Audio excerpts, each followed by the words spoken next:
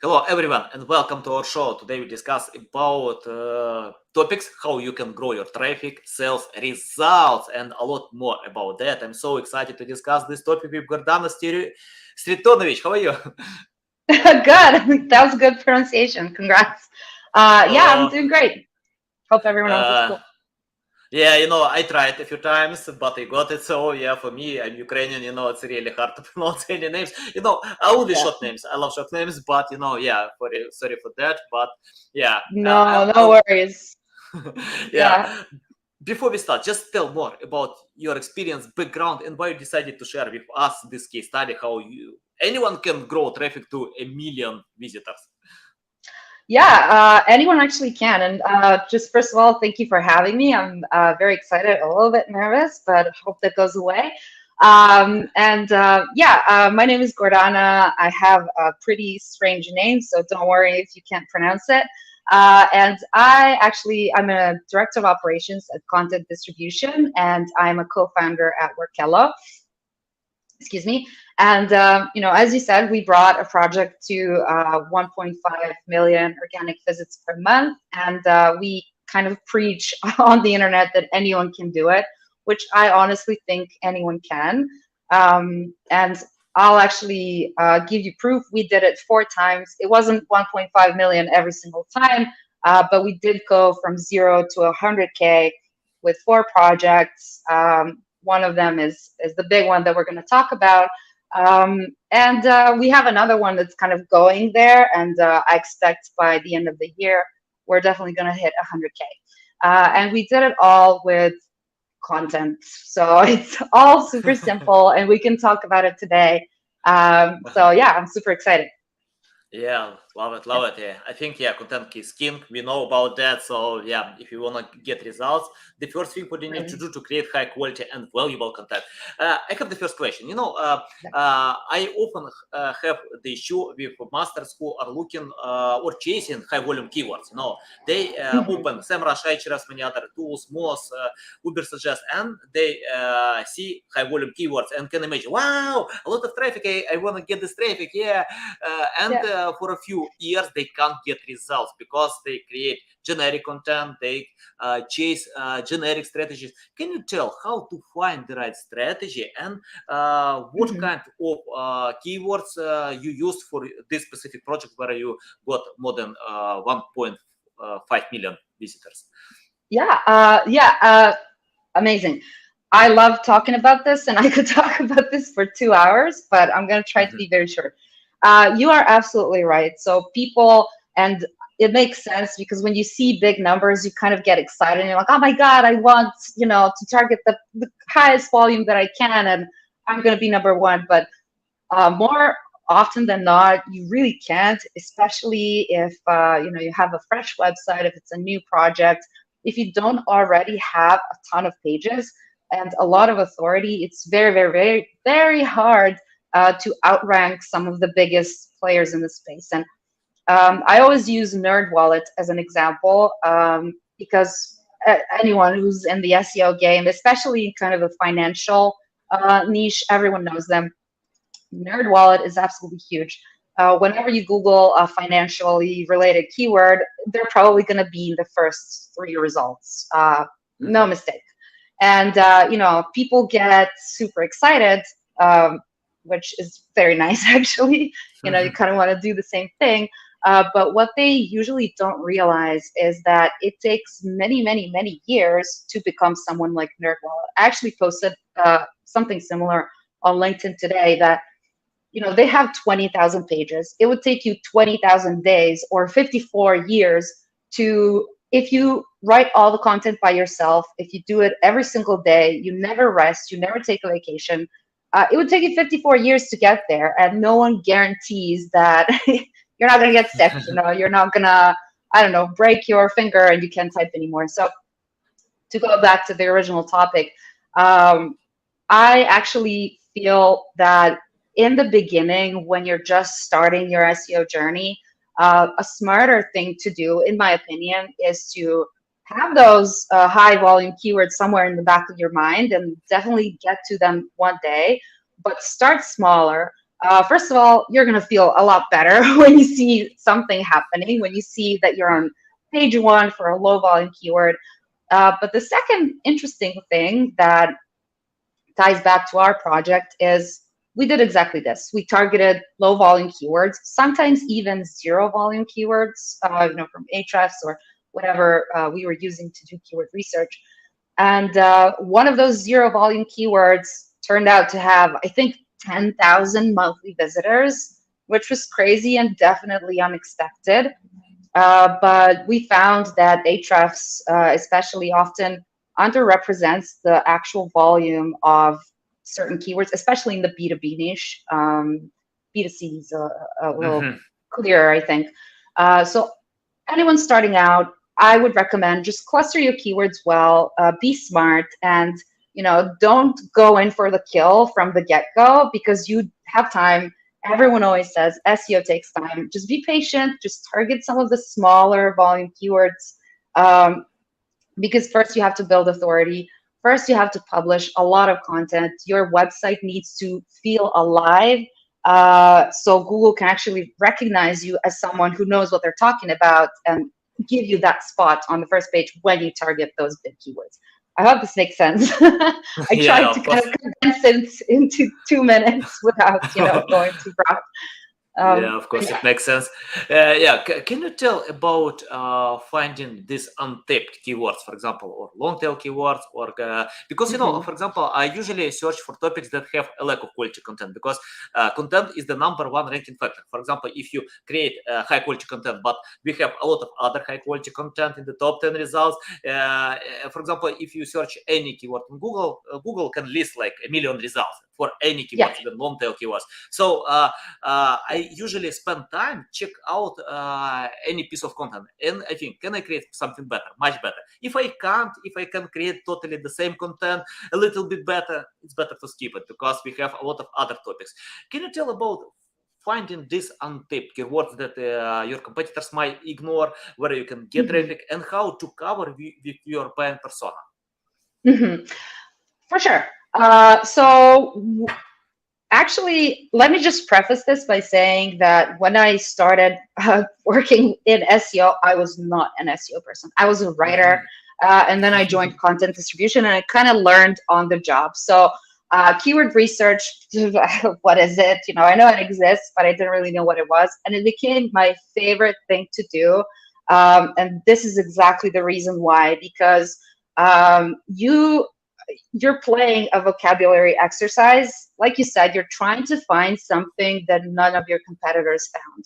And so when we start working on a project, especially if it's, as I said before, like a new website or maybe a brand that's not even that strong, or even our own project, we literally started from zero. No one even knew about us when we started a few months ago.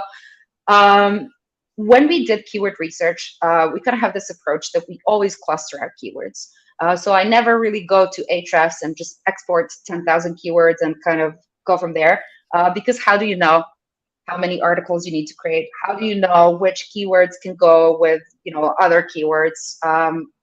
And so to kind of avoid that problem of cannibalization and maybe biting off more than we can chew, we cluster all of our keywords, and we get keyword clusters. We get a deliverable, and before actually we even start clustering, we do competitor research or competitive research. So I would go and check out all of my competitors, just export everything from Ahrefs that I can from Mhm. them, and try to find patterns and see, okay, this obviously works.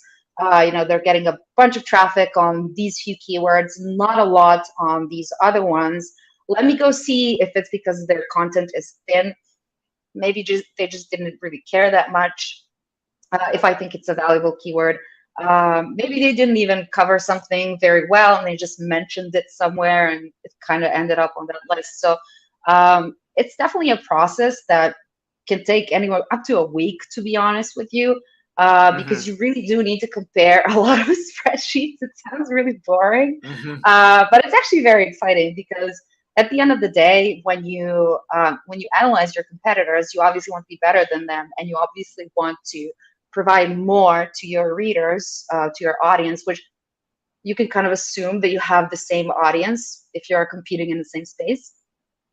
Look what they're doing, see what they don't have that you can supplement, and then do your keyword research, cluster your keywords well, and choose those clusters wisely. And so we would go back to the first thing that we talked about, which is not to target the highest volume cluster, but maybe go for something smaller in the beginning, just so we can get in the door. So, Google knows we exist, the audience knows we exist, and then later we can very easily outrank anyone. Maybe not government sites, but if you're smart with the way you create content, you can outrank anyone. Like this was a couple of years ago, but it's the one thing I remember. I remember we were outranking HubSpot for some very HubSpot-y keywords, which I, to be honest, at the time had no idea. I pretty much had no idea what I was talking about, but it was just good research, very, very in-depth. And yeah, you can really, really do anything if you are smart with your strategy. Yeah, I like in your reply that you have a writing background, not SEO background, because I see when SEO specialists over optimize, they pay a lot of attention to Google, but Google cares about a human being, what we need to do to satisfy humans. And I always reply to my clients, forget about Google, skip it. Google is worth it. Think more about people, human, satisfy your customers, your clients, visitors, create content for them. And only then, if you have time, you can optimize for Google, just to optimize titles, descriptions, to create some content. So of course, Google, we need to optimize for Google, but in the first stage, think more about human beings. Yeah, love it. You mentioned a few times about clustering. I'm interested about that. Your technical aspect, how you cluster a list of keywords. For example, if you have a list like 10,000 keywords, and we need to group them to find subgroups and create content for them. Tell more about that. I would love to. So my coworker the other day, he posted a poll on LinkedIn asking, how many of you guys are doing manual clustering? And I think he got 77% of SEOs, and he has a huge audience. And they said that they cluster the keywords manually, which I personally did a few times, and it is a chore. It's very tedious. It's not fun at all. So we don't do manual clustering. There are 1,000 keyword clustering tools out there right now. I think every couple of months, someone is coming out with a new one. We have our own as well that we built internally 3 years ago now, I think. And we used it for, all of our projects really internally. We didn't even publish it until, I don't know, maybe a year and a half ago, 2 years ago. But just because this thing is useful for us, maybe someone else is going to like it. Turns out they do. It's called Cluster AI. I won't go into like promotion mode or anything like that. I'm not no. Share. If it's valuable, just share. Yeah, tell about that. It's a super simple tool. Honestly, it just takes your export from Ahrefs, which, as I said, I like to think of it as a kind of a vocabulary exercise. So it goes super broad with my keyword research, and then use those includes and excludes to narrow it down just a little bit. And basically what Cluster AI is doing is it just compares each keyword against each other keyword and finds pages that can rank with both on one page, in one article. And when it finds enough pages, it clusters them together. And so we get this deliverable, which is basically a simple spreadsheet. It's nothing complicated. We like simple things at content distribution. We don't like to complicate anything, like as simple as possible. We just get this spreadsheet, and each row is a new article, and literally that is it. We don't think about, because when you do manual clustering, after like hour 3, you get really tired. You just get sick of it and you want to get it over with. So you just start guessing, like, this looks like it could go with this. Like, let's band it together. But you don't really know until you really check, and a human mind can only check so many times, but I like to let the machine do my heavy lifting and, do algorithms do their thing while I'm focusing on creative things like, creating the briefs for the writers or creating the systems. And I pretty much do my keyword research kind of in the background. It's all automated. And yeah, honestly, we used it. I don't think we would be in business if we didn't have it. And yeah, as a non-SEO person, I very much appreciate that these tools exist because you can really focus on the fun part of SEO and not just Googling keyword after keyword and seeing what Nice, goes with nice. it. So yeah. If you can, please type this tool in private chat. I'll share with our audience because Oh yeah, yeah, for it's sure. valuable. So I think yeah, guys, just use this tool. For For me, I sure, yeah. know about clustering. It takes time. And by the way, my team created our tool, clustering tool as well. So we have Oh it. yeah, there you go. Yeah, and we analyze many clustering tools because we had this issue to group a list of keywords. It takes a few days. You just check out manually, and sometimes you are tired to check out, to analyze, Yeah, to make a lot of come on. mistakes. But yeah, with Yeah. clustering tools. By the way, it doesn't mean that you need to ignore manual checking. It's better to Oh yeah, check out twice. But tools just for save sure. time, like a lot of time. For example, Of course. Yeah. yeah, if I group a list of keywords for a few days with tools, I can do it for a few hours. So yeah, a lot of time I'll take saving. what I can get. I mean, we're all busy. We all have kind of, like I always say, to whoever I talk to, our clients and customers, you guys don't have time to be doing this. You need to go out there and make money. And you obviously can't do that if you just sit in your room and you're like manually clustering keywords. Like, no, you need to go and sell stuff. Come on, like just leave it to a machine if a machine can do it. I'm a huge Yeah, believer in anything a computer can do, let it do it. I'm super yeah. happy with that. Nice, Um, nice. so We yeah, live in the that's world with automation, so yeah, it's better to yeah, consider this automation. Uh, yeah. I have the question about content. For example, we created a list Hmm. of keywords, we grouping, and can you tell how to choose priorities? For example, if we have limited resources, I think all companies have limited resources, even For big sure. companies, for example. Yeah, Yeah. I know some companies that earn $1 million a month, but they have no time to create content. They hire someone else. They share some Yeah. small budget to check out how it works. Can you tell how to choose priorities, for example, with limited resources? Because if Yeah. I find a list of keywords, group them, like have, let's imagine 10 topics, but my resources are only for 2 topics. Can you tell how to Hmm. choose between them, which keywords is better for you or better? Hmm. For sure. And you're right. Everyone does have limited resources. Even $1 million a month is a limit. So, you got to work within your budget. Obviously, not everyone can spend that much. So, really good question. What I would do in that case, I would first see how many writers I have, how much content can those writers produce. If it's 2 articles a week or I don't know, 1 article a week, okay, cool. Now I know exactly how much content I can produce in 1 month, which is let's say 4 articles. So how do you choose? Well, you go back to clustering, and if you have absolutely zero content on your page, let's say you have literally nothing, I would go after something that can make you money the fastest, right? Because that's always the goal. We just want the users. We want someone to buy something that we're selling. So I would probably target something that I think is gonna achieve the goal that I want, which is probably to make money. Or I don't know if someone has some other goal, pick that.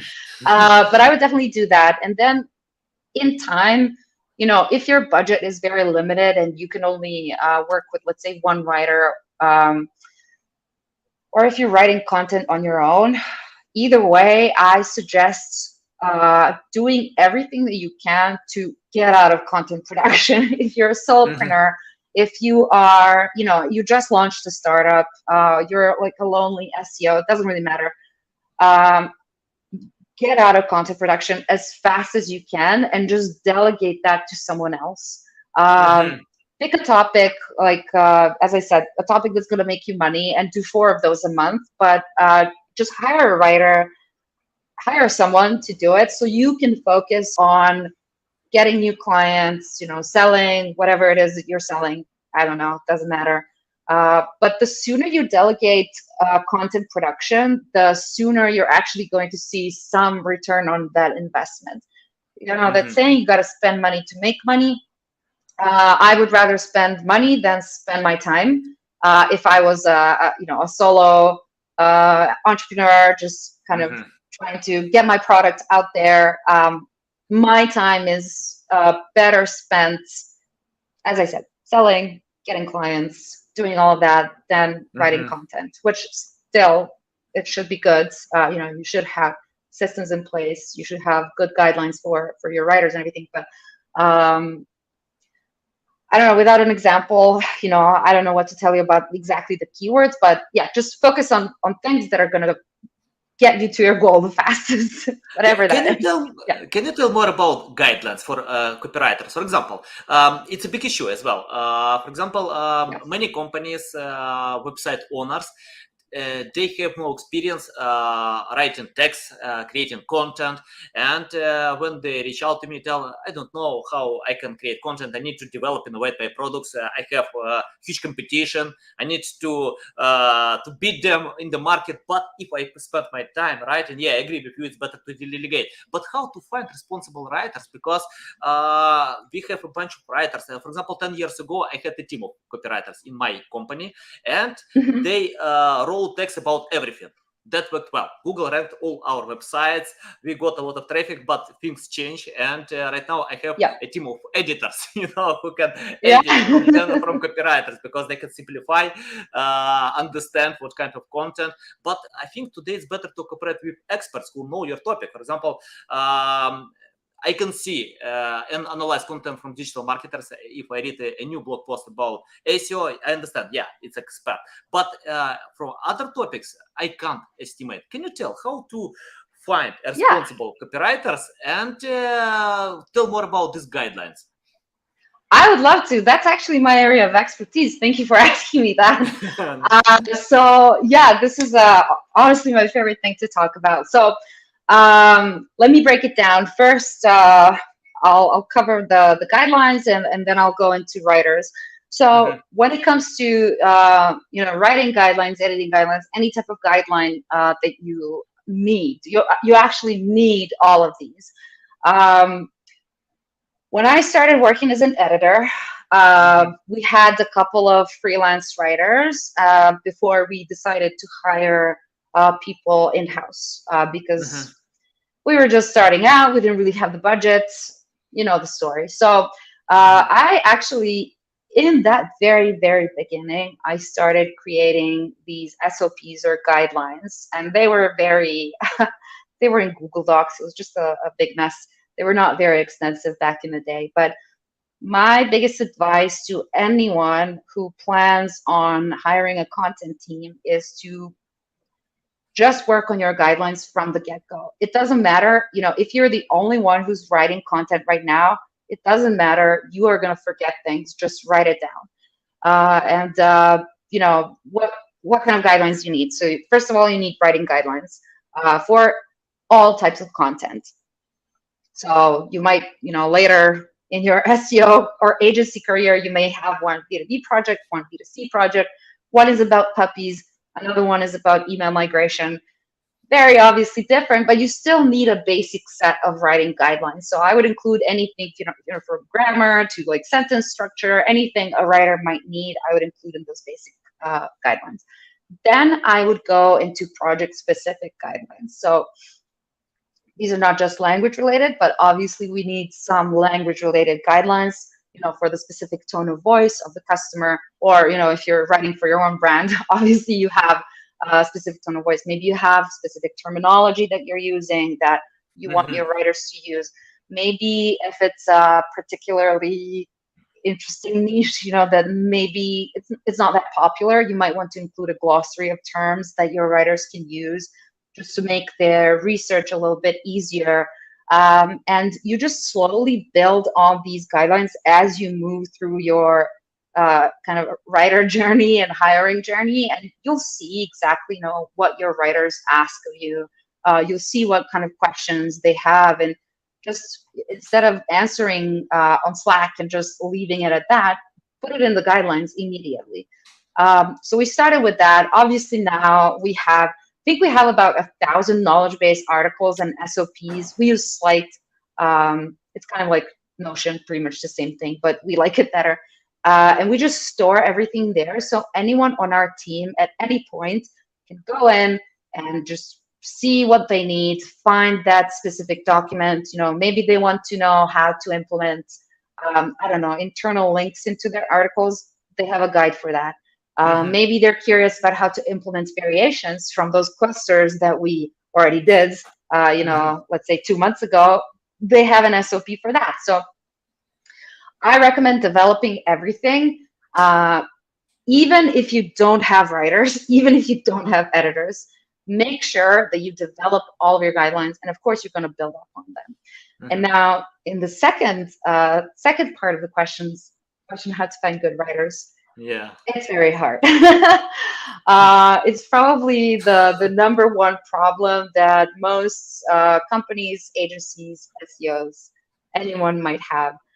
It's very, very hard because I think, like you said, 10 years ago, we didn't really have that many writers. And so people that were writers, oh, hello. yeah, my Baby son is behind you. hiding here. Oh, it's so cute.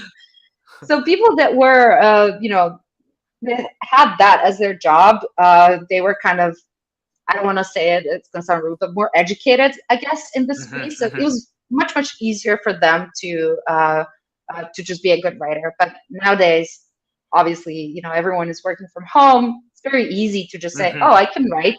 I met so many people who, just because they speak English, they say, oh yeah, that's easy. I can write a few things, which in reality you really can't, because it's not about just speaking the language. It's about knowing how to do good research, knowing what a good article structure is, and knowing how to tell a story. And so a lot of companies struggle with this, and they give up way too easily because they hire someone and they suck, and they're like, oh, I'm never going to do this again. Let me just outsource it to someone. But those outsourcing agencies also don't work because they won't implement all of the guidelines that you worked so hard to create because they have their own process. And so I also personally struggle with this a lot. When we were growing our big project to 1.5 million, at some point we needed to produce 600 pages a month, which is insane.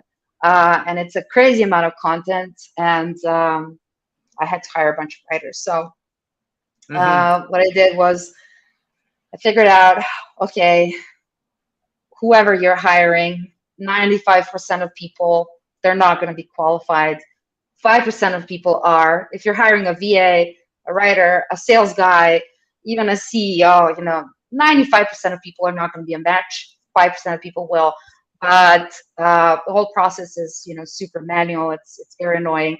So what I did, I kind of developed this hacky, connected Zapier with, Airtable and Google Docs. So I can send tests or assessments to writers automatically.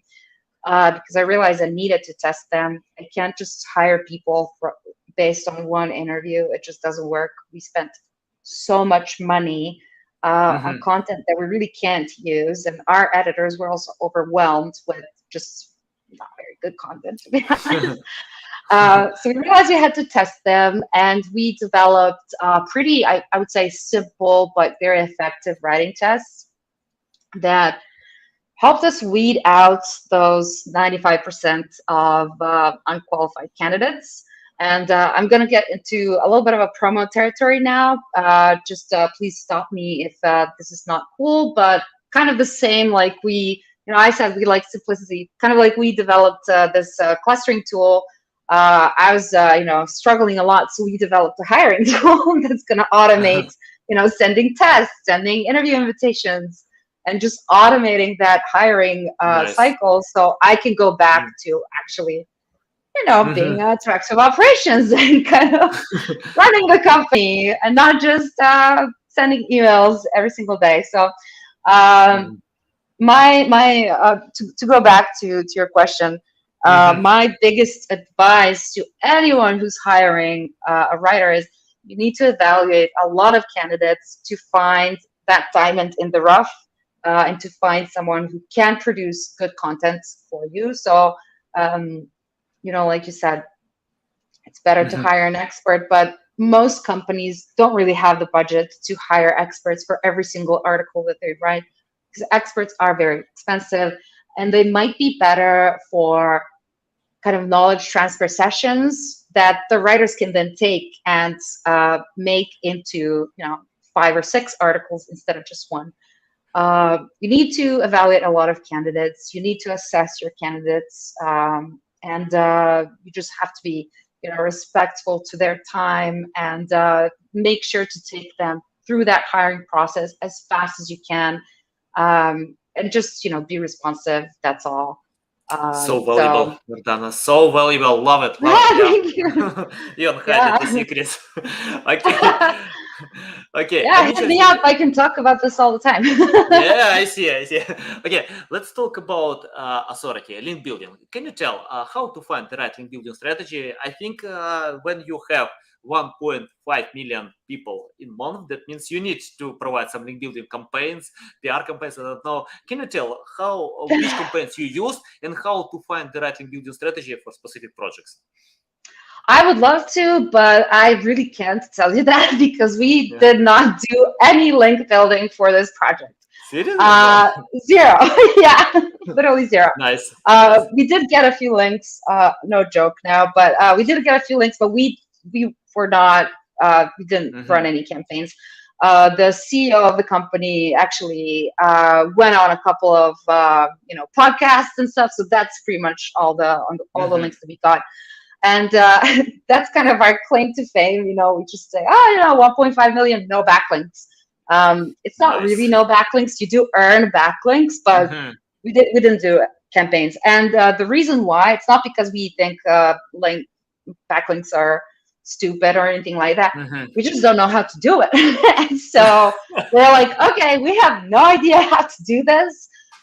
Let's just focus on the things that we're good at, which is creating good content Yeah, and just agree. publishing a lot of it. And so I would love to, but I honestly no idea. But I do know a few people that are very, very good, and they might be great guests for your podcast. Maybe in one of the upcoming Welcome. weeks, I can send some recommendations. Why Yeah, not? Why not? Welcome. Welcome yeah. anybody who can share value. And I agree with you about using your strong side. For example, I know uh, some webmasters who are trying to copy their competitors. For example, they are good with filming or YouTube. If you are not good with that, why you need to jump on this field? Or even TikTok. Okay, if you love it, why not? Just do it. Just film, short videos, share value, help others. But if Yeah. you're not good with that, if you're not good with link building, create high quality content. And if you create valuable content, even linkable content, you can get these links natural. So why not use social media to Exactly. Yeah. share this content? Yeah, I Yeah, agree there's no with that. shame in saying I don't know how to do that. I think it's very powerful when people say that, because we can't all be good at everything. Just admit that you don't know how to do it, and yeah, let's move on. Let's hire someone else to do it. There are so many people that are amazing link builders. We can't. Yeah, Yeah, I mean, I don't I know. don't know We should how try can. everything, but yeah. Yeah, for me, I don't know how you can be shame when you have 1.5 million visitors. Yeah. Thank you. Even the best link builders, if you have like 5,000 or 10,000, no, for me it's better to have more traffic, relevant traffic than only building campaigns. Yeah, it's more important. Uh, and Yeah, yeah.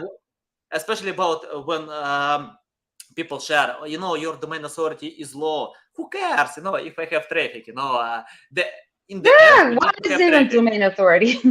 It's made up. Like everything is made up. To be honest, I never cared about domain authority. We actually had a project. We sold it. We had a website that we sold to a pet brand. I think it was DR8 or something, and it had like 100K traffic. It was outranking some of the biggest pet websites. It doesn't really matter. Mhm. honestly, for me, it's literally just content, just good writers, good content. That is all you need. And then if you have some friends that know how to do some link building, maybe they can help you Nice. out. But yeah, I mean, I Brilliant, would like brilliant. try anything, but I just never got into lessons. Yeah. Love it, love it. Okay, Um, I have the question about, according to your experience, what webmasters need to avoid or don't do today because it's obsolete, it doesn't work. From your experience, where, what techniques is better to avoid today? you mean in the kind of content, right? When you're For creating content or example, SEO? even creating content or SEO. For example, don't create content for Google, create for a human. Oh, yeah, yeah. Some obsolete Mhm. technique. Yeah. For sure. I would say the one thing that is absolutely dead is keyword stuffing. Hmm. I don't even see Yeah. those websites anymore. Back in the day when I was a teenager, I would just, when I Google something, it was just a keyword, whatever the keyword was. It was very annoying. I don't even see those anymore. So I would say that is completely out. So stay as far away from it as you can. With so many tools out there, you can cluster your keywords. Even if you don't cluster them, just don't repeat it a million times. It's just not good. The second thing is, as you said, I would stop creating content for Google or Bing or any other search engine, because when you think about it, what's Google's goal? To have more users, right? And how are they going to have users if they don't have good user experience? So if your website, your articles, your content, whatever, if it provides a nice user experience for the actual user, for me or for you, Hmm. I think that's great. No one got rich with an ugly website, Yeah. with like things scattered around. So just I think nowadays you kind of have to think of SEO as a not just one part of the whole, but it kind of has to be in harmony with everything else. So even the way your website looks, obviously site speed is very important, the quality of your content, everything has to work harmoniously, because everyone is creating content now, and it's super super easy to just make 30-40 pages and publish them. I can do that tomorrow. If I sit and just write all day, I could probably bang out 30 articles by the end of the week. So if you want to be an authority, just try to be different. Try to provide some maybe new insights, maybe be a little contrarian. So I guess one more thing that I would add to this list is, don't follow the herd. So we don't need 10 of the same articles on first page of Google. Like, give me Hmm. something new, Yeah. give me something different, or at least give me more. Give me everything that these 10 guys have, plus the 11th guy. Yeah, we can't all be the same anymore. Hmm. And I think you can Yeah. see it on, pretty much everywhere, like even on social media. Uh, Instagram is kind of dying. Why? Because everyone is the same. So everyone is moving on, Yeah. to TikTok or whatever, where people are unique. So I think it's the same with Google, and content in general just needs to Mhm. offer a new perspective. But don't make stuff up. Obviously, it has to be backed So by valuable. research. Yeah. Yeah. So valuable. I agree with that. Yeah, it's better to be yourself, play yourself, differentiate from others, and that's why I don't like to analyze competitors when clients can tell. Please do the same. I want their traffic, their customers. Okay, they have their strong sides. Why we need to overcome their strong sides with content, with filming videos, if we have our strong sides? So it's better to consider that. Yeah, Yeah. agree with that. Can you tell, for example, if you started today from scratch without any skills, knowledge, what will you do to learn more about SEO? Oh, no skills. Okay, that's a good question. To be honest, I think I would pretty much do the same as I did. I would start with, you know, I'm gonna be kind of bad here and say I didn't really even read anything about SEO. I didn't care Mhm, about it before I started mhm, doing it. I would still start, and this is what I recommend to anyone who wants to get into SEO. if you're a little bit of maybe a creative person, or someone who loves words, or someone who just loves creating content, start with some light keyword research, because I Mhm. found that even when I had no idea how to do it, like, you're not going to be good at it on the first try, no way. But I would just start just so I can see how broad the internet actually is. And whatever niche you're in, whatever you know now, you actually know nothing. And every niche is so broad, and you can find out so many things that you never knew existed. So I would start there. Obviously, the second thing I would do, well, probably the first thing is go to YouTube and just type in SEO tips, or how to learn SEO, or how to do keyword research, or whatever it is that I'm interested in, and just find interesting people and watch that.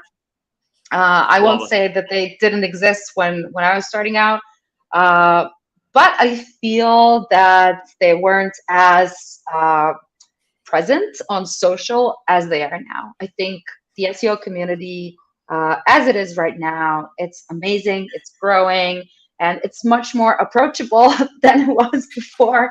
It was just a bunch of boys and kind of no girls allowed. That was the sentiment that I got, but obviously it's much more open now. So anyone who's kind of trying to learn, there are so many fantastic people out there that have courses. If you are a course person, definitely do that. But yeah, I would start with free resources, YouTube, Google. That's free. Just see if it is for you. Maybe write a couple of articles and try to implement what you learned in those videos, and yeah, go from there.